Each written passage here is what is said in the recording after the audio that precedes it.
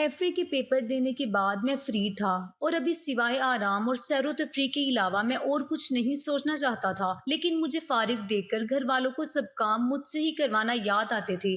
کبھی سبزی لا دو، کبھی دودھ ختم ہو گیا، گرمیاں بھی اپنے عروج پر تھی اور اوپر سے رہی صحیح کسر لوڈ شیڈنگ بھی پوری کی ہوئی تھی۔ میں نے جو سوچا ہوا تھا ویسا کچھ بھی نہیں ہو رہا تھا اور یہ فارغ وقت گزارنا زیادہ مشکل لگ رہا تھا۔ دوستوں کے ساتھ کچھ سیر و تفریح کا پروگرام بنایا، لیکن سب کی کسی نہ کسی مجبوری کی وجہ سے وہ بھی نہ بن سکا۔ ایک دن اماں نے مجھے کہا اپنی پھپھو کی طرف چلے جاؤ، میں نے کچھ چیزیں بھجوانی ہیں اور ویسے بھی تمہاری پھپھو اتنی بار تمہیں آنے کا کہہ چکی ہیں، لیکن تم ہو کے جاتے ہی نہیں ہو۔ میری پھپھو شہر میں رہتی تھی اور مجھے وہاں جانا کبھی بھی اتنا پسند نہیں تھا، اس لیے پچھلے 4 سال میں ان کی طرف گیا ہی نہیں تھا۔ شاید ویسے تو میں انکار کر دیتا، لیکن میں نے سوچا کہ موجودہ حالات میں چلو یہی تفریح صحیح۔ 2 دن کے بعد میں پھپھو کے گھر کے لیے روانہ ہو گیا۔ پھپھو مجھے دیکھ کر بہت خوش ہوئی اور میری خوب خاطر تواضع کی۔ پھپھو کی بڑی بیٹی مریم جو کہ مجھ سے 2 سال چھوٹی تھی اور ایک بیٹا جو کہ 10 سال کا تھا، دونوں بچے اسکول گئے ہوئے تھے اور پھپھا بھی گھر پر نہیں تھے۔ پھپھو نے بتایا کہ تمہارے پھپھا کا دوسرے شہر میں تبادلہ ہو گیا ہے، اس لیے وہ صرف ہفتہ اور اتوار کو ہی آتے ہیں۔ کھانے پینے سے فارغ ہو کر میں وقت گزاری کے لیے چھت پر چلا گیا۔ چھت پر کافی کھلا صحن اور ایک طرف 2 کمرے تھے، جس میں سے ایک اسٹور روم بنایا ہوا تھا اور دوسرے کمرے کی حالت سے لگتا تھا کہ اس کو کبھی استعمال ہی نہیں کیا۔ اس کمرے کے درمیان میں ایک چھوٹا سا پلنگ بچھا ہوا تھا، اس پلنگ کے دونوں طرف فرشی بستر لگے ہوئے تھے اور ایک طرف ایک چھوٹا سا واش روم تھا جس کی حالت سے لگتا تھا کہ وہ بہت کم استعمال ہوتا ہے۔ میں نے چھت کی دیواروں سے ارد گرد جھانک کر ماحول کا جائزہ لیا، لیکن کوئی خاص چیز نظر نہیں آئی۔ میں نیچے آ کر پھپھو سے باتوں میں مصروف ہو گیا۔ تھوڑی دیر کے بعد باہر کا دروازہ کھلا اور سفید اسکول یونیفارم میں ملبوس انتہائی خوبصورت لڑکی گھر میں داخل ہوئی۔ اس کے آنے کے انداز سے مجھے معلوم ہو گیا کہ یہ پھپھو کی بیٹی مریم ہی ہے۔ اگر کہیں اور دیکھا ہوتا تو شاید نہ پہچان سکتا، کیونکہ وہ بالکل بدل چکی تھی۔ رنگت میں دودھ جیسے سفید، بے داغ چہرہ، لمبے گھنے بال جس کو اس نے باندھا ہوا تھا، دھوپ کی وجہ سے اس کے سفید رنگ میں سرخی آ رہی تھی۔ جسم کے خدوخال اس کی جوانی کے شروعات کا ثبوت دے رہے تھے۔ اس نے آ کر سلام کیا، جس کا میں نے پر اتفاق انداز میں جواب دیا، لیکن اس نے کوئی خاص پیش رفت نہیں دکھائی اور اندر کمرے کی طرف بڑھ گئی۔ کپڑے بدلنا اور کھانا کھانے کے بعد وہ اپنی کتابیں کھول کر پڑھائی میں مصروف ہو گئی۔ میں اس سے پڑھائی کی باتیں کرنے لگ گیا۔ وہ صرف میری باتوں کا بے رخی سے جواب دے رہی تھی، اس کے علاوہ اور کوئی بات نہیں کر رہی تھی۔ میرے پوچھنے پر اس نے بتایا کہ وہ 9ویں جماعت میں پڑھ رہی ہے اور آج کل اس کے اسکول میں ٹیسٹ چل رہے ہیں۔ میں پھپھو اور ان کے بیٹے سے باتوں میں لگ گیا، لیکن میرا ذہن بار بار مریم کی طرف ہی جا رہا تھا۔ وہ مجھے جتنا اگنور کر رہی تھی، میں اتنا ہی اس کے پاس جانے کے لیے بہانے تلاش کر رہا تھا۔ میرے ذہن میں اس کے بارے میں کوئی غلط سوچ نہیں تھی، لیکن میں اس کی طرف ہو رہا تھا اور چاہتا تھا کہ وہ مجھ سے بات کرے، لیکن وہ اپنی پڑھائی میں مگن تھی اور ایسے شو کر رہی تھی جیسے میں وہاں موجود ہی نہ ہوں۔ رات کو سب لوگ چھت پر چلے گئے تھے اور مجھے بھی پھپھو نے ایک سائڈ پر چارپائی پر بستر بچھا کر دیا۔ وہ مجھ سے کافی دور پھپھو کے قریب والی چارپائی پر سو رہی تھی۔ سب سو چکے تھے، لیکن میں اس کے بارے میں سوچ رہا تھا۔ میں گھر سے تو صرف 2 دن ہی پھپھو کے گھر رہنے کا سوچ کر آیا تھا، لیکن اب میرا مریم کی وجہ سے جانے کا دل نہیں کر رہا تھا۔ سب لوگ سو چکے تھے اور میں لیٹا ہوا دور سے مریم کو دیکھ رہا تھا، جو کہ رات کے اندھیرے میں مجھے نظر تو نہیں آ رہی تھی، لیکن پھر بھی اس کی طرف دیکھ کر مجھے عجیب سا سکون مل رہا تھا۔ نہ جانے رات کے کس پہر مجھے نیند آئی۔ صبح پھپھو کے جگانے پر آنکھ کھلی تو میں نے سب سے پہلے مریم کو دیکھا، لیکن تب تک وہ شاید اسکول جا چکی تھی۔ سارا دن اس کی واپسی کا انتظار کرتا رہا، لیکن واپس آ کر اس سے بے رخی کا مظاہرہ کرتے ہوئے اپنی کل والی روٹین جاری رکھی۔ میں پھپھو کے بیٹے کے ساتھ بازار گیا اور اس کو کچھ چیزیں لے کر دی۔ وہاں سے مریم کے لیے بھی ایک چاکلیٹ لی۔ گھر آ کر میں نے اس کو چاکلیٹ دی، لیکن اس نے یہ کہہ کر انکار کر دیا کہ مجھے چاکلیٹ پسند نہیں ہے اور دوبارہ اپنی پڑھائی میں مصروف ہو گئی۔ وہ مجھ سے اجنبیوں والا سلوک کر رہی تھی۔ جاوید مجھے باہر جانے کا کہتا، لیکن میرا مریم کے سامنے ہٹنے کا دل ہی نہیں کرتا تھا۔ بس دل کرتا تھا کہ ہر وقت اسی کو دیکھتا جاؤں۔ اس رات جب چھت پر سو رہے تھے، اچانک بارش ہونا شروع ہو گئی۔ پھپھو نے مجھے کہا کہ اندر کمرے میں جا کر سو جاؤ۔ بجلی نہ ہونے کی وجہ سے کمرے میں گھپ اندھیرا تھا۔ میں اندھیرے میں ٹٹولتے ہوئے پلنگ کی ایک سائڈ پر بچھے ہوئے فرشی بستر پر دیوار کے ساتھ لگ کر لیٹ گیا۔ مجھے لیٹتے ہی نیند آ گئی اور تھوڑی دیر کے بعد بادل گرجنے کی آواز سے میری آنکھ کھلی تو مجھے محسوس ہوا کہ میرے ساتھ کوئی اور بھی لیٹا ہوا ہے۔ بجلی ابھی تک نہیں آئی تھی اور کمرے میں اندھیرا تھا۔ मेरे ख्याल में जावेद मेरे साथ आकर लेट गया होगा। उस वक्त आसमानी बिजली चमकी जिससे कमरे में थोड़ी सी रोशनी हुई और मैंने देखा कि मेरे साथ मरियम लेटी हुई है। मेरी तो जैसे सांस रुक गई हो और मुझे ऐसा लग रहा था जैसे मेरा जिस्म बिल्कुल हरकत नहीं कर रहा। उसको अपने इतना करीब महसूस करके मेरे जिस्म में जैसे करंट से दौड़ रहा था। मैं उसकी तरफ करवट लेकर बिल्कुल साख्त लेटा हुआ था, जैसे कि कोई हरकत की तो जान निकल जाएगी। मैं काफी देर तक उसी हालत में लेटा रहा, लेकिन मुझे डर लग रहा था कि अगर उसकी आंख खुल गई तो कहीं कोई मसला ना हो जाए। मुझे अंदाजा हो गया था कि कमरे में अंधेरे की वजह से वो यहाँ आकर लेट गई है। अगर उसको मालूम होता तो वो कभी भी मेरे साथ न लेटती। मैंने किसी भी किस्म की हरकत करने से पहले ये जानने का फैसला किया है कि वो गलती से यहाँ लेटी है या जानबूझकर। मैंने नींद में करवट लेने के अंदाज में अपना हाथ उसके बाजू पर इस तरह रखा कि उसकी आंख खुल जाए। मेरे प्लान के मुताबिक मेरा हाथ लगने से उसकी आंख खुल गई। उसने मेरा हाथ पीछे किया और खड़े होकर बैठ गई और अंधेरे में गौर से मेरी तरफ देखने लगी, जैसे ये अंदाजा लगाने की कोशिश कर रही थी कि उसके साथ कौन सो रहा है। मैं ऐसे शो कर रहा था जैसे गहरी नींद में हूँ और मुझे आसपास की दुनिया की कोई खैर खबर नहीं। और खराटों से उसको मालूम हो गया कि वो जावेद के बजाय मेरे साथ सो रही थी। उसने जल्दी से अपनी चादर उठाई और पलंग की दूसरी साइड पर जाकर लेट गई। मैंने ठंडी सांस भरी और अपने आप को कोसने लगा कि उसको जगाने की क्या जरूरत थी। ऐसे कम से कम मेरे पास तो लेटी हुई थी। अब पता नहीं ऐसा मौका दोबारा मिले या ना मिले। अगले दिन उसने पहले जैसा ही बर्ताव रखा।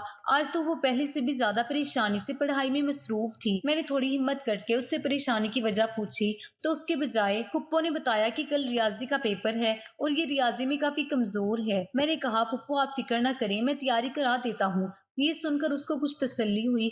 मैंने देर रात तक उसके साथ बैठकर रियाजी की तैयारी करवाई। उस दौरान काफी बार मेरा हाथ उसके हाथ में जाके लगता तो जैसे करंट से लग जाता था। उसके बाद वो मेरे साथ कुछ हद तक घुल मिल गई। अगले दिन पेपर देकर आई तो काफी खुश लग रही थी। मेरे पूछने पर उसने बताया कि रियाजी का पेपर बहुत अच्छा हो गया है। आज मेरे पेपर भी खत्म हो गए हैं। उसने मुझसे हाथ मिला के मेरा शुक्रिया अदा किया कि आपकी वजह से मेरा पेपर भी अच्छा हो गया है। उसका नरमो नाजुक हाथ अपने हाथ में लेकर मैं तो अपने होश से ही बेगाना हो गया। उसके बाद तो मैंने उसका बिल्कुल ही अलग रूप देखा। वो मुझसे बहुत ज्यादा घुल मिल गई और अगले 2 दिन हम लोगों ने खूब गपशप की और लूडो खेली। अगली रात को फिर से बारिश होगी और फुप्पो ने मुझे जगा कर कहा कि अंदर जाकर सो जाओ। मैं अंधेरे में टटोलते हुए बेड की दूसरी साइड पर आकर सो गया। यहाँ जावेद सोया हुआ था। थोड़ी देर के बाद मेरी आंख खुल गई। कमरे में गुप अंधेरा था। लग रहा था कि पूरे मोहल्ले की लाइट गई हुई है। उसी वक्त बिजली चमकी और उस चंद सेकंड की रोशनी में मुझे लगा कि मेरे साथ जावेद की बजाय मरियम सो रही है। मैं तो जैसे ही साख्त हो गया था। थोड़ी देर ऐसे ही लेटे रहने के बाद मैंने सोचा कि उस दिन की तरह एक बार फिर जगा दूं, वरना अगर लाइट आने पर या फिर सुबह उठने पर फुप्पो ने देख लिया तो पता ही क्या सोचेंगी। मैंने अपना हाथ उसकी बाजू पर इस तरह करवट लेते हुए रखा जैसे नींद में रखा हो। वो उठ गई और बैठकर गौर से मेरी तरफ देखा और फिर दूसरी तरफ करवट लेकर लेट गई। मैं बिल्कुल साख्त लेटा रहा और सोने की एक्टिंग जारी रखी। मैं दीवार वाली साइड पर था और वो पलंग की तरफ थी। हमारे दरमियान फासला बहुत ही कम था। मुझे समझ नहीं आ रही थी कि क्या करूं। मैंने सोचा कि उठकर दूसरी तरफ सो जाऊं, लेकिन फिर वही लेटा रहा। मैं थोड़ी देर तक उसकी किसी हरकत का इंतजार करता रहा, लेकिन उसे देखकर ऐसे लग रहा था कि जैसे वो गहरी नींद सो रही थी। कुछ देर तक मरियम ने कोई रिस्पॉन्स नहीं दिया। कमरे में एक तो बहुत अंधेरा था, बाहर से तेज बारिश की आवाज का शोर था। अब मुझ में मजीद हिम्मत आ गई और मैं थोड़ा सा आगे को सरका। अब उसके और मेरे दरमियान का फासला मजीद कम हो गया था। मैंने उसी वक्त अपना हाथ वहीं रोक लिया। थोड़ी देर तक उसकी तरफ से कोई एक्शन नहीं आया तो मैंने अपने हाथ को थोड़ी हरकत देनी शुरू की। मुझे ये अंदाजा लगाना मुश्किल हो रहा था कि वो जाग रही है या सो रही है। मेरे अंदर का डर अब तकरीबन खत्म हो गया था और मैंने किसी किस्म का कोई रिस्पॉन्स न पाकर मजीद आगे बढ़ने का फैसला किया और इर्द गिर्द के माहौल का जायजा लिया। कमरे में अभी भी अंधेरा था और बारिश की आवाज से लग रहा था कि अब जरा आहिस्ता हो गई है। फुप्पो की खराटों की आवाजों से लग रहा था कि वो दूसरी तरफ मुंह करके सो रही है। मैंने अपने आप को थोड़ा और आगे सरकाया और उसकी चादर अपने ऊपर ले ली। अब हम दोनों एक ही चादर में थे। मरियम ने दूसरी तरफ मुंह करके करवट ली हुई थी और मैं उसके पीछे उसकी तरफ करवट लेकर लेटा हुआ था। हमारे दरमियान फासला बहुत कम रह गया था। बाहर बारिश भी रुक चुकी थी, लेकिन बिजली अभी तक नहीं आई थी। मैंने मरियम के कान में सरगोशी करते हुए कहा, साथ वाले कमरे में जा रहा हूँ, थोड़ी देर के बाद वहां आ जाना। मैं इतना कहकर पीछे हो गया और बैठकर इर्द गिर्द का जायजा लिया। फुप्पो गहरी नींद में ही थी। मैं आराम से उठा और बाहर निकल आया। मैं दबे कदमों से चलता हुआ स्टोर रूम में आ गया। कमरे में अंधेरा था, लेकिन दरवाजा खुलने की वजह से अंदर थोड़ा बहुत दिखाई दे रहा था। मैं हालात का जायजा लेकर वहीं खड़ा होकर उसका इंतजार करने लगा। काफी देर हो गई थी, लेकिन वो नहीं आई। मैं दोबारा उसके पास गया और फिर वो सो चुकी थी।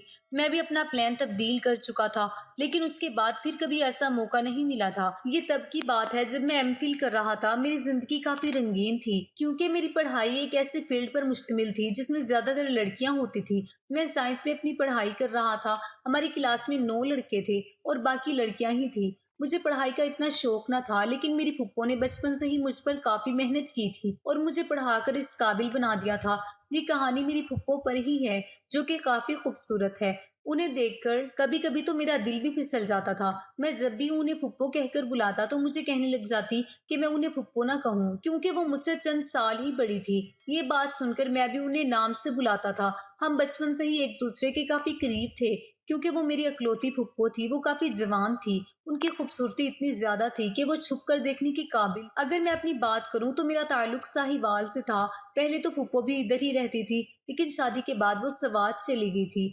मैं एमफिल कर रहा था तो फुप्पो की शादी चंद साल पहले ही हो गई थी। उनकी शादी भी पसंद की हुई थी। शादी से पहले हम दोनों एक दूसरे के साथ काफी मजाक करते थे, लेकिन फिर शादी के बाद वो सारा हंसी मजाक कहीं गायब हो गया था और फुप्पो बहुत बदल गई थी और अपनी शादीशुदा जिंदगी में खुश थी। पहले तो फुप्पो फुप्पा के साथ ही रहती थी, लेकिन चंद माह बाद ही उनकी अच्छी जॉब लग गई थी, जिसकी वजह से वो दूसरे शहर चले गए थे। उनके जाने से फुप्पो काफी उदास हो गई थी। फुप्पा को सबने जाने से मना किया था कि उनकी शादी नहीं हुई है और दुल्हन के इतने ज्यादा अरमान होते हैं। यही वक्त होता है जब शादी इंजॉय की जाती है।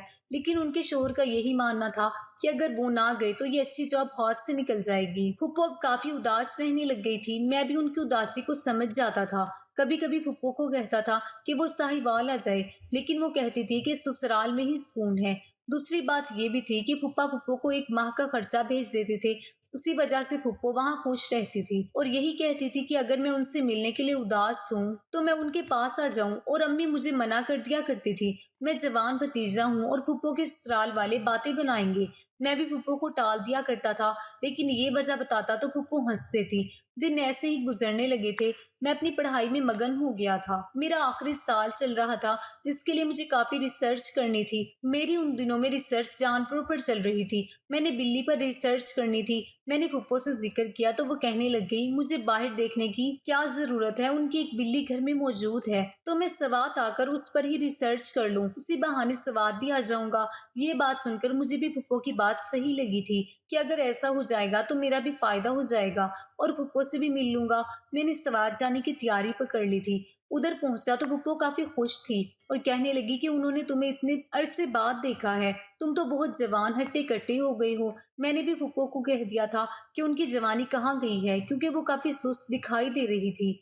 फुप्पो मेरी बात सुनकर उदास हो गई थी। मैं जानता था कि वो अपने शोहर को याद करती है। मैंने फुप्पो से कहा कि उन्हें चाहिए कि वो अपने शोहर के पास चली जाए, क्योंकि अकेले रहकर वो काफी उदास हो गई थी और औरत को सो जरूरत होती है जो सिर्फ शोहर ही पूरी कर सकता है। फुप्पो मेरी बात समझ गई थी, लेकिन उनके पास जवाब न था। मैं ऊपर वाले कमरे में रहने लग गया था, क्योंकि वहां मेरी फुप्पो ने बिल्ली पाली हुई थी। फुप्पो का कमरा दूसरी मंजिल पर था, जबकि बाकी सब घर वाले नीचे ही सोते थे।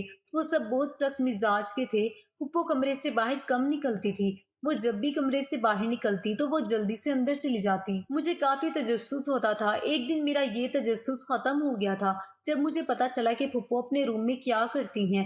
वो सब कुछ देखकर हैरान हो गया था कि फुप्पो खुद को सुकून देती हैं। उनकी आवाज इतनी ऊंची थी कि मैं जब गुजरा तो मैंने भी फुप्पो को मजे लेते हुए देख लिया था। मैं जान गया था कि वो रोजाना करती हैं। वो अपने शोर को याद करती हैं और घर वालों में से कोई भी ऊपर नहीं आता था। तभी फुप्पो आराम से काम करती थी। मैं रोजाना ही रात को फुप्पो के रूम के पास चला जाता था। उनकी आवाज सुनकर मुझे काफी बेसुकूनी हो जाती थी और मैं भी यही करना शुरू हो जाता था। लेकिन कुछ दिनों के बाद मेरा सब्र जवाब दे गया था और मैंने इरादा कर लिया था कि अब मैं किसी और तरीके से ये काम पूरा कर दूंगा। मुझसे फुप्पो की उदासी भी नहीं देखी जाती थी, लेकिन जानता था कि फुप्पो कभी भी मुझे इस चीज की इजाजत नहीं देगी। एक दिन मैंने हिम्मत की اور جیسے ہی پھپھو کی آواز آئی تو میں اسی دوران ان کے کمرے میں دروازہ کھول کر داخل ہو گیا تھا۔ ان کی حالت دیکھ کر میں حیران رہ گیا تھا۔ پھپھو نے مجھے دیکھا تو اپنا حلیہ درست کرنے لگ گئی تھی اور مجھے دیکھ کر پہلے تو شرمندہ ہوئی، لیکن پھر کہنے لگی مجھے ایسے اچانک نہیں آنا چاہیے تھا۔ میں نے کہا اگر مجھے پتا ہوتا کہ وہ یہ سب کر رہی ہیں تو میں کبھی بھی نہ آتا۔ میری بات سن کر پھپھو چپ ہو گئی۔ میں نے پاس جا کر پھپھو کو پیار سے کہا اگر وہ چاہیں تو اس میں وہ میری مدد لے سکتی ہیں۔ پھپھو تو حیران ہونے لگ گئی اور کہنے لگی میں یہ سب کچھ کیسے کر سکتی ہوں؟ میں نے ان سے کہا کہ ان کی حالت میری برداشت سے باہر ہو گئی ہے، ان کے شوہر نے اچھا نہیں کیا اور یہ چیز مجھے بہت بری لگ رہی ہے کہ وہ روز شوہر کی یاد میں یہ کام کرتی ہیں، اس لیے میں انہیں شوہر کی طرح سکون دینا چاہتا ہوں۔ پھپھو میری بات سن کر پہلے تو خاموش رہی، لیکن پھر اپنے گھر والوں کی سوچ کر انہوں نے منع کر دیا تھا۔ میں بھی کافی مایوس ہو گیا تھا اور سوچنے لگ گیا تھا کہ پھپھو شاید یہ سب کرنے کے لیے تیار نہ ہو، اور اپنے کمرے میں جا کر سوچنے لگا کہ جلدی اپنا کام ختم کر کے واپس چلا جاؤں گا۔ اب پھپھو وہ کام نہیں کرتی تھی۔ مجھے بھی حیرانی ہوئی تھی کہ وہ آخر کیا یہ چاہتی ہیں۔ میں نے اس بارے میں کبھی پھپھو سے بات نہ کی تھی۔ پھپھو کے سسرال والے شادی پر چلے گئے تھے اور پھپھو گھر پر اکیلی تھی اور میں گھر میں گھوم رہا تھا۔ یہ دیکھ کر میں حیران تھا کہ وہ میرے ساتھ کچھ وقت گزارنا چاہتی تھی، اس لیے انہوں نے جانے سے منع کر دیا تھا۔ میں واپس اپنے کمرے میں چلا گیا تھا۔ رات کے 2 بجے میرے کمرے کا دروازہ کھلا تو پھپھو آ گئی۔ میں پھپھو سے پوچھنے لگا کہ سب کچھ ٹھیک تو ہے نا؟ تو وہ کہنے لگی میں جو کرنا چاہتا تھا اس کے بعد وہ اس کے لیے تیار ہے۔ پھپھو کی بات سن کر میں کافی حیران ہو گیا تھا اور اب میں کہاں پیچھے ہٹنے والا تھا۔ میں نے فوراً ہی پھپھو کو پاس بلا لیا اور ایک بھوکے شیر کی طرح اپنا کام کرنے لگا تھا۔ وہ بھی اس چیز کی تلاش میں تھی۔ میں نے اپنی پوری کوشش کی تھی کہ جلد اپنا کام ختم کر لوں اور ان کو مکمل طور پر خوش کر دوں۔ وہ میرے پاس بار بار آئی۔ ان دنوں میں نے پھپھو کو کافی طریقوں سے خوش کیا ہوا تھا، لیکن اچانک ہی گھر والوں کی آواز آئی تو پھپھو ڈر گئی تھی۔ میں نے انہیں کہا تھا کہ کچھ بھی نہیں ہوتا، وہ گھر والے تو نیچے ہیں، اوپر ویسے بھی کوئی نہیں آتا۔ مجھے مزہ بھی آنے لگا تھا۔ اگر پھپھو چلی جاتی تو سارا کام خراب ہو جانا تھا، لیکن میں کرنے لگ گیا تھا۔ اس رات کام مکمل نہ ہو سکا تھا اور کام ادھورا رہ گیا تھا، لیکن میری کچھ حوث ٹھنڈی ہو چکی تھی اور پھپھو کی چڑیا کی حوث بھی ٹھنڈی ہو چکی تھی، اس لیے پھپھو اب سکون سے رہنے لگی تھی۔ اب جب بھی پھپھو کو کسی چیز کی ضرورت ہوتی تو وہ میرے طوطے سے اپنی پیاس بجھا لیتی تھی۔ تو ناظرین، یہ تھی ہماری آج کی ویڈیو۔ اگر پسند آئے تو لائک اور شیئر ضرور کر دیجیے گا اور ہمارے چینل کو ضرور سبسکرائب کر دیجیے۔